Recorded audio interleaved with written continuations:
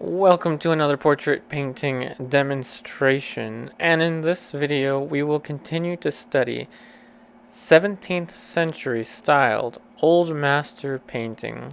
So welcome to another Rembrandt oil painting and demonstration. For a high definition image of the original Rembrandt painting, please see Google Arts and Culture, and that is where you can locate the same resource that I used for the photo reference. Now, if you have any questions about the materials that I'm using, and that is exactly what materials am I using, please see the description box down below. But throughout the video, I will talk about my materials along the way, such as what we're using now is raw umber from Rublev brand. Most of my colors are actually from Rublev, but once again, if you want to know the specifics, please read the description box down below. So we're using a size 2 filbert bristle brush, silver brush brand, and I'm just doing a simple little sketch, an umber sketch, and I'm using a little bit of spike lavender, which was the little dropper that you saw me use earlier. So a drop of spike lavender at a time is all that I need to thin out the paint. Now raw umber is an excellent drawing color because not only is it a nice brown that you can add skin tones onto, but it's also a very transparent color, so it doesn't affect the colors that you add onto it that much, and it dries relatively quickly, so that's something that you want when you're doing any kind of painting, whether it's a master study or your own studio works. So the technique right now involves just very simple outside shapes. And lately with these Rembrandt studies, as you may have noticed, I have been spending a lot of time studying 17th century aesthetics in portrait painting. And in particular, I've chosen to focus on Rembrandt. So this may be, I think, the 6th or the 7th. I can't even recall how many Rembrandt that we've done. And we're going to keep doing Rembrandt studies because this is, in my opinion, one of the best ways to improve in our techniques. So earlier you saw me actually use my hand for a size reference for the painting, which, by the way, the surface, the support that we're painting on is an 11 by 14 inch oil primed linen, fine textured, toned neutral gray. That is a warm gray with oil paint. And I stretched the canvas myself. So the idea is with the portrait, I really don't like painting heads that are too much larger than life size or that much smaller. So I kind of use my hand for a point of reference. So typically I paint heads that are about the size of my hand, give or take. So that's why you saw me do that little hand movement with the painting. Now then, we're going in with shadow shapes, simple abstract shadow shapes, and there you see me actually just relating a position from the top of the forehead where the hat is resting on the forehead down towards the nose, trying to get an idea for the placement of the nose. Now once again, this is a highly edited video, so even though the video has been edited to be a reasonable amount of time for you to watch and to rewatch, please know that this process does take quite a bit of time. Much more than one day went into this painting. About 2 weeks with several painting sessions in between is what it took to create this study. So a little bit more time has been put into these studies, and I highly recommend that you do that. Give yourself more time and don't be caught up too much in quick and simple studies, and put a lot of emphasis and focus into a more long-term process if you are interested in 17th century style painting. So since we're talking about old master type look to painting, old master type aesthetic, drawing is a key component to that. Drawing is an important factor in all portrait painting, but especially if you're trying to do old master style painting. So this is why light and shadow was placed after the outside shape. First we went after the envelope, and then we went into the interior shapes, starting off with the light and shadow shapes, and then drawing very simple shapes and then building smaller shapes into those simple shapes, but not doing too much. We want to leave room for color. So speaking of color, now we're going to get into color. So we're using lead tin yellow, yellow ochre, and a little bit of burnt sienna is going into the mix. All of these colors that I've mentioned are Rublev brand, with the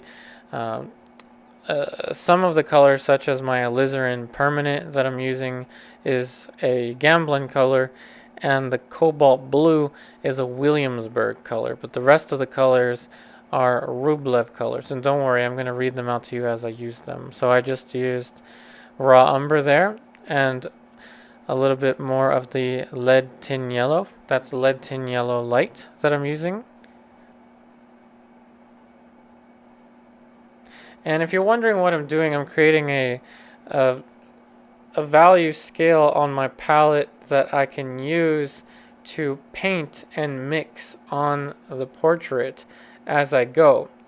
So I have about 5 of them that I like to mix. So a little bit of cobalt blue actually just went into the mix. So now cobalt blue and burnt sienna. And especially in my online classes, I do explain this a little bit more, but I will summarize the method here. So what you're seeing is pretty much the bulk of all of the skin tones that I'm mixing. And every time I do this, every value that I mix, I want to relate to some part of the portrait. So the highlight was perhaps looking right at the forehead, the brightest light on the forehead. The second light to that was probably maybe a half tone near the forehead, and then maybe underneath of the chin or something is the third or fourth darkest value, and then so on and so forth. I want each one of these values to relate to some part of the face. Now we're going in with a cool color, which is cobalt blue and lead white. So cobalt blue and lead white. And now I'm using transparent mummy, which is another Rublev color. So transparent mummy and white. Transparent mummy is pigment PR102. So any oil paint that you buy that's pigment PR102 will be similar yet not exact to the transparent mummy color from Rublev. Now we're mixing up a nice greenish tone using cobalt blue and yellow ochre. Now it should be mentioned that all of the colors except for cobalt blue and lead white are transparent. So most of the colors here are going to be transparent, which is something that I actually want so I can build onto the shapes, build onto the colors, and have a nice layered effect. So we just zoomed in momentarily there for the first brush stroke of skin tone. And now we're starting to build onto the painting. So what I'm doing is I'm picking and choosing different values from the palette, and I'm mixing onto the painting rather than mixing on the palette. Yes, I do take different colors from the palette, but I try to mix it one section at a time. Now let's relate this back to 17th century style aesthetics when it comes to painting. One of the biggest differences between old master painting and paintings done more recently, one of the biggest difference, not just drawing and style, but the physical painting itself. So the texture involved in a painting is a very important thing to consider if you're trying to go for an old master style look. Now with those pre-mixtures, what it allows me to do is pick up a lot more paint when I'm trying to mix. And when I'm mixing on the painting itself, I'm inevitably adding more paint onto the surface, which allows me to have an even thicker consistency. Now, even though this is a pretty decent resolution image that you're seeing for the painting, just know that it's not really going to appear the same as it would appear from life Also note that the camera is at an angle with respect to the painting so that I can paint while looking at the painting at a 90-degree angle, which is something I highly recommend, not just for old master style painting, but for any painting. Always have your painting vertical at a 90-degree angle, preferably at an eye length, meaning the center of the canvas is eye level for you. Now then, going back into the painting process, what we're doing is, with no medium at all, just the oil paint mixtures, we're mixing and picking and choosing as we go. So very much in an alla prima style, that is, we're painting wet on wet and completely omitted an underpainting and monochrome, and instead we're building the painting with color, drawing one small section at a time. And we're adding a little bit of that transparent mummy into the shadow, and now we're actually going to add a little bit of the green. So this is something that I do a lot. I'm mixing on the painting, but I'm using the transparent mummy and the green color mixed into the shadows. Now, another thing about old master looking paintings, in particular with Rembrandt paintings, is that the shadows are usually pretty thin, so I don't put in as much thickness into the shadows as I do in the light. And with each little passage of paint, I do adjust the drawing little by little.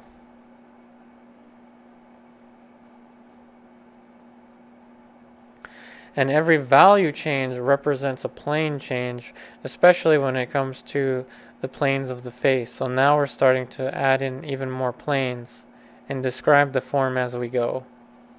This is a very quick, loose, and simple way to build, but if you don't take your time with this process, it can be a very, very daunting thing when you're juggling both color, value, and drawing.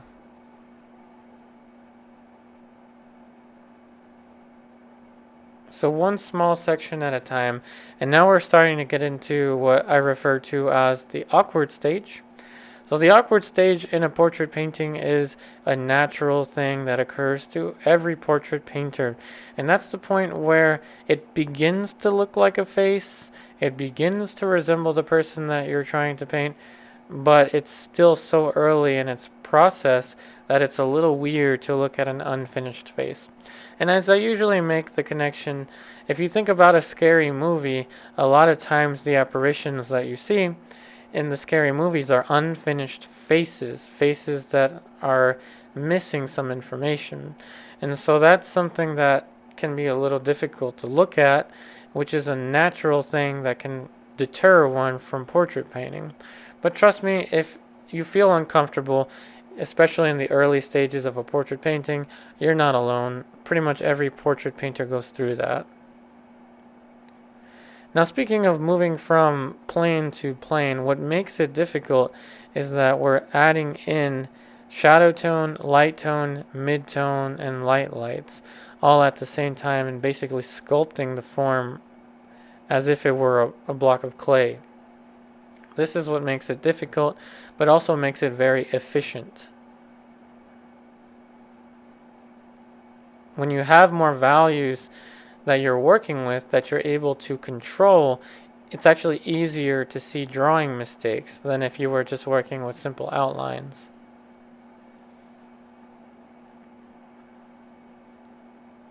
But I advise you to work as slowly as you can and in one place at a time. Adjust one shape relative to another shape. And now we're starting to sketch in the background. Now I'm not going to fill the entire background in the first day. The first day was really meant to put in the basic shapes of the head. And here we are a couple days later. The painting is now completely dry. And I'm checking that it's completely dry by using the palette knife to make sure that no paint lifts off. Now, if you're using lead white, this is going to be a very important thing to mention. Lead white is an excellent color to use for portraiture. Not only was it used back in the 17th century, they had the Dutch process lead white, but it also allows you to have a sense of transparency in your skin tones, which is actually something we're going to build now. So what you saw just about a second or two ago was Venetian medium. Again, I will have that written down for you in the description box down below.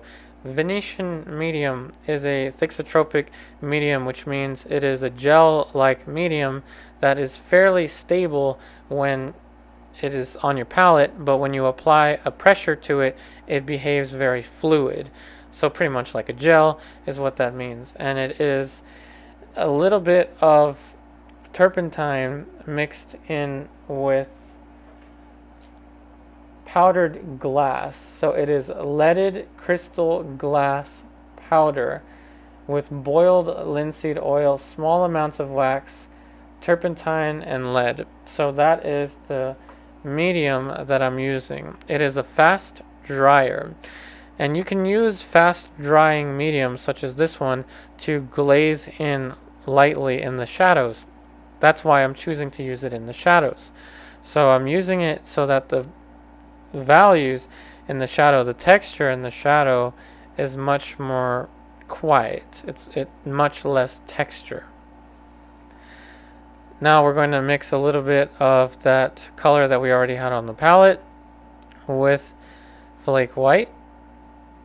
Now, as you notice, the palette is missing all the other colors that were on there that you saw before. That's because this is actually another day.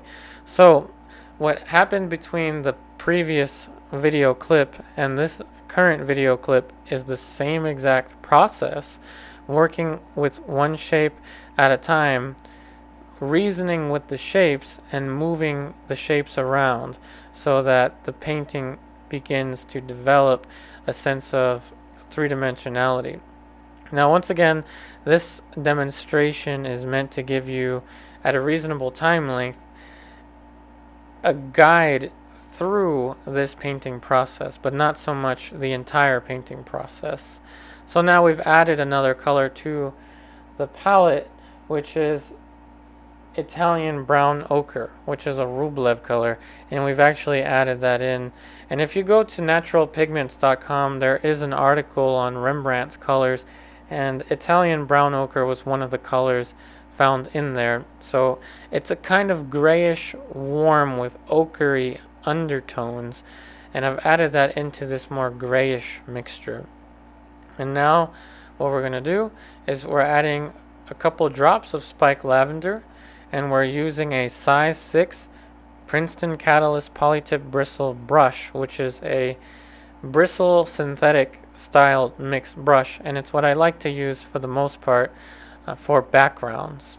And now that we have the background filled in, now we're going in with black and umber. So black and raw umber. And we're going to be mixing a dark value. So a little bit of alizarin permanent. Alizarin crimson is a historical color, also referred to as madder lake or lake pigments, are very nice and transparent colors to use for glazes. Historically, they were mainly used for glazes, but also used to mix with dark transparent colors. However, I opt for the modern day alizarin permanent these days because of the light fastness of alizarin permanent. However, alizarin permanent, the one I have is Gamblin brand, does handle almost identical to the original alizarin crimson. However, if I'm going to glaze, I would opt for the original alizarin crimson, excuse me.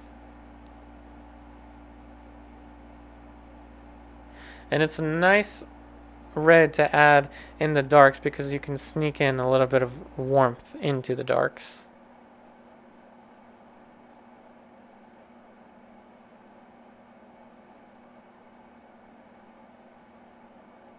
And now with the same brush, I didn't clean the brush from the background color into this dark color because I don't want to add any excess mineral spirits. So just a few drops of spiked lavender is all I use to get the paint to flow. So let's go ahead now and talk about fat over lean. Fat over lean is a very important thing to think about when you are layering an oil painting. So fat over lean essentially means you want to have less oil content in your initial layers, and you can gradually increase the oil content as you increase the number of layers. But fat over lean also deals with drying time when it comes to oil paints. That is, when you increase the amount of oil, historically, the oils that they used were linseed oil and walnut oil, both slow drying time. So naturally, when you use more oil, your oil painting layer dries more slowly. However, these days we do have faster drying mediums, such as the Venetian medium that I mentioned earlier, and that's something that you can use in the earlier layers. Say the first 5 layers or so, you can use Venetian medium without too much problem. You can also use Liquin and Galkid, or if you're very classical and you have Merauger medium, you can use that as well, which is made of black oil. It's actually very similar in handling to Venetian medium, which is why I like to use Venetian medium. But any medium that's a fast dryer and that's thixotropic, meaning gel-like, you can use in the same way. And so now we're mixing up, as you're seeing here, another value scale, this time of cool yellowish grays. Now these cool yellowish grays are going to be representing different planes for Rembrandt's hair. So just like with the skin tones, I consider the hair to be a three-dimensional structure that has planes, light and shadow, and different textural effects. So that's why I want to have this much paint.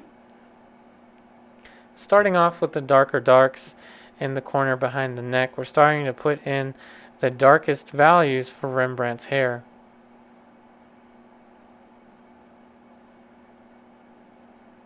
Now I am using the background brush, which is again the Princeton Catalyst Polytip Bristle. So the hair doesn't necessarily have to be as thick as the skin tones, so that's why I opt for using the background brush. Now the background brush, which is a synthetic bristle mix, does not pick up as much paint as a bristle. So try as much as you can with the skin tones to use bristle brushes because they pick up a lot of paint. And what you want, if you want a 17th century style or an old master style painting, is to have a lot of paint on the surface as you're building up the layers.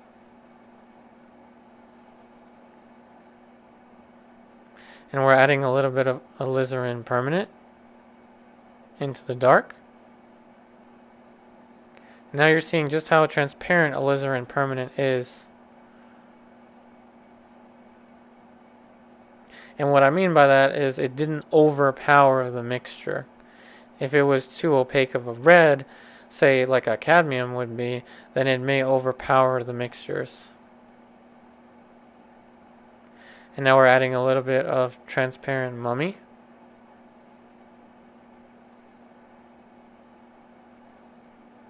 So a little bit more transparent mummy.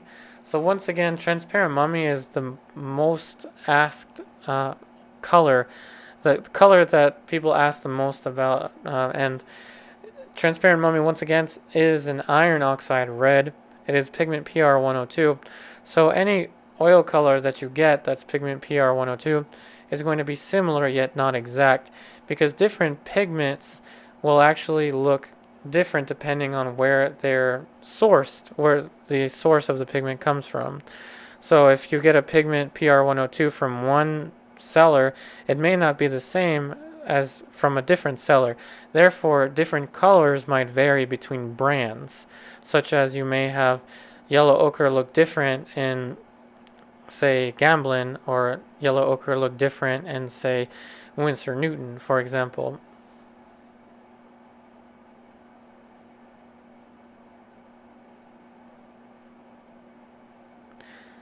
And so very quickly there, we've just added in a simple layer for the hat. And the hat's actually starting off alla prima, meaning we covered the entire thing with wet paint and now we're building into it. Someone who's very famous more recently for having used alla prima wet on wet like this is Bob Ross. So think of Bob Ross having that initial layer on his canvas and then adding more paint onto it. So once again, alla prima existed long before Bob Ross, and you can actually see examples of alla prima used in some 17th century styled paintings, such as the paintings of Vermeer. You do see moments where alla prima techniques were used.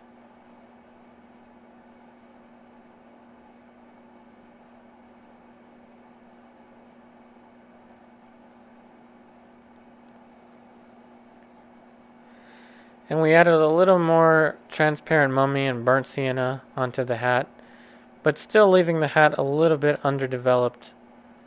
And here we are, the final layer of this portrait painting, and we're adding in some of the fine details now. So again, you're seeing one of the properties of working with flake white, which is a lead-based white, which you can use safely as long as you don't make skin contact, of course, with the oil paint.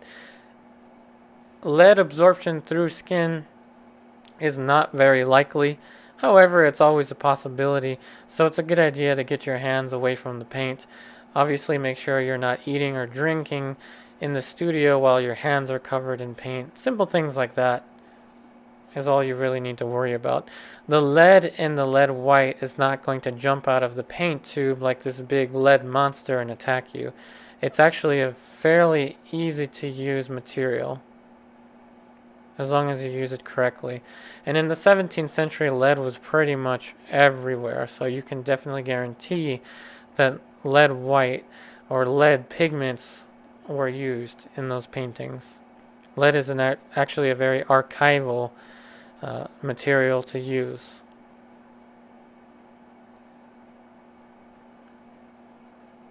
Now we're putting in a few little finishing details in for the hat.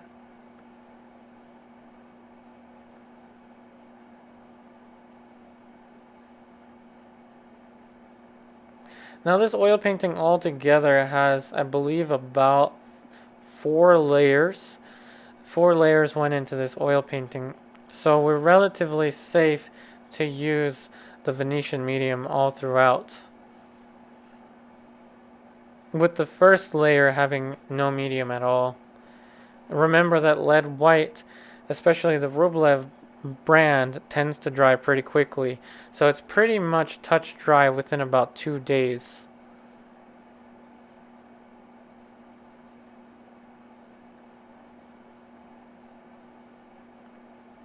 Now once again, we've added a little more textural information onto the hat.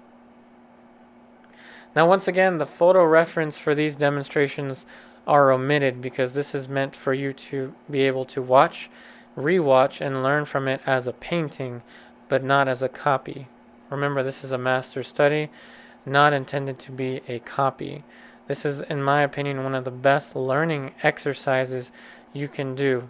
And in my online classes, I do plenty of long-term master studies along with a different variety of painting projects. And definitely make sure to take all the time that you need. Even though this is a 30-minute long painting demonstration, remember that this took about 2 weeks with about 3 or 4 different layers. Now we're adding in the final touches onto the hat.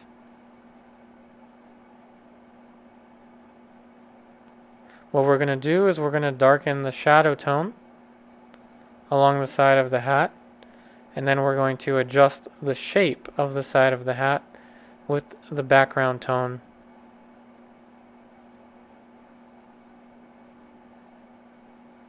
There we go, just adjusting the shape of the hat, just pushing into the negative shape with the background.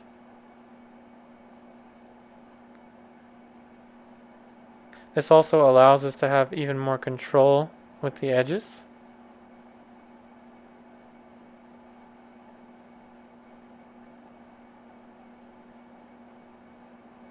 And there you have it. Once again, I really hope that this painting demonstration helps you out, and if you find that it does, please check out my online classes on patreon.com/upariartist, where we have over 50 plus lessons with new lessons added every week, starting at just $10 a month. We also offer other benefits, such as painting together on Zoom and live lessons. That being said, I really hope that this video helps you out. I wish you the very best in all of your artwork, and I'll see you on the next one.